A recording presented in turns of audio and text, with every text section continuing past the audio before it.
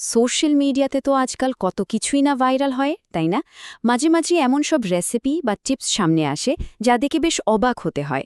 তো আজকে আমরা ঠিক তেমনই একটা ভাইরাল ইনফোগ্রাফিক নিয়ে কথা বলবো। এখানে একটা বিশেষ ধরনের জল তৈরির রেসিপি দেওয়া আছে, আর বলা হয়েছে এর নাকি অসাধারণ সব উপকারিতা আছে। চলুন ব্যাপারটা কি একটু তলিয়ে দেখা যাক। এই যে দেখুন, এই একটা ছবি। আমাদের আজকের পুরো আলোচনাটা কিন্তু এই ছবিটাকে ঘিরেই। মানে এই ইনফোগ্রাফিকে যা যা তথ্য দেওয়া হয়েছে, আমরা শুধু সেগুলোই এক এক করে দেখব। আসুন ধাপে ধাপে ব্যাপারটা বোঝা যাক। তো শুরুতেই সবচেয়ে বড় যে দাবিটা করা হয়েছে সেটা একটু দেখা যাক। মানে কি বলা হচ্ছে শুনুন। এই পানি যদি নিয়মিত পান করেন তাহলে কোনোদিনও ক্যান্সার, টিউমার বা সিস্ট হবে না। কি অসম্ভব একটা কথা, তাই না? শুনলেই তো মনে হয় ব্যাপারটা কি একটু জেনে দেখি।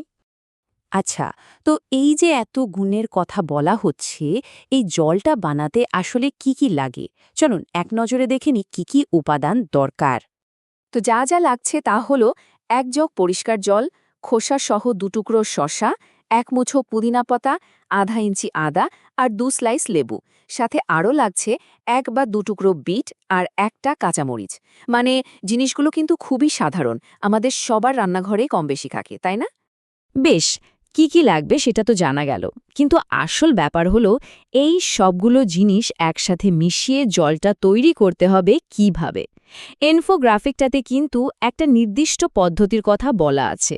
চলুন সেই ধাপগুলোই দেখে নেওয়া যাক। বানানোর পদ্ধতিটা কিন্তু খুবই সহজ। প্রথমে একটা মাটির পাত্রে পরিষ্কার জল নিতে হবে। এরপর ওটার মধ্যে খোসাসহ শসার টুকরোগুলো দিয়ে দিতে হবে।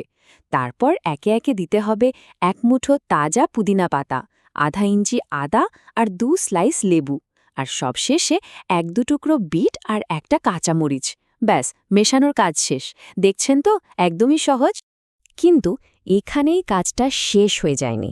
এই যে সাধারণ জলের একটা মিশ্রণ তৈরি হলো, এটাকে সেই বিশেষ অ্যালকালাইন ওয়াটারে পরিণত করার জন্য আসল এবং সবচেয়ে গুরুত্বপূর্ণ ধাপটা কিন্তু এখনও বাকি। আর সেই ধাপটা পুরোটাই সময়ের ব্যাপার। ১২ ঘন্টা।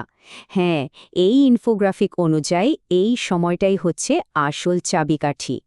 মানে যা বলা হয়েছে তা হলো, সব উপাদান মেশানোর পর জলটাকে ঠিক ১২ ঘন্টার জন্য ওভাবেই রেখে দিতে হবে। ১২ ঘন্টা পার হয়ে গেলে জলটা ছেঁকে নিলেই তৈরি হয়ে যাবে সে কাঙ্ক্ষিত অ্যালকেলাইন ওয়াটার। তো প্রশ্নটা হলো, এত কিছু করে এই জলটা বানিয়ে পান করার কারণটা কি? মানে কি হবে এটা পান করলে? চলুন আমরা আবার সেই মূল দাবিটার দিকে ফিরে যাই, যেটা দিয়ে আমাদের আলোচনা শুরু হয়েছিল। দেখুন, এই ইনফোগ্রাফিকের শেষ কথাটা কিন্তু কোনো সম্ভাবনা বা ধারণার কথা বলছে না। এটা একটা একদম সরাসরি প্রতিশ্রুতি। বলা হচ্ছে যে এটা যদি নিয়মিত পান করা যায় তাহলে নাকি মারাত্মক কিছু রোগ থেকেও দূরে থাকা সম্ভব। তাহলে শেষ পর্যন্ত প্রশ্নটা কিন্তু এখানেই এসে দাঁড়াচ্ছে, এত সাধারণ একটা রেসিপি আর তার ফল কি সত্যি সত্যি এতখানি অসাধারণ হতে পারে? এই পুরো তথ্যটা তো আমরা দেখলাম, এখন বাকি ভাবনাটা না হয় আপনাদেরই।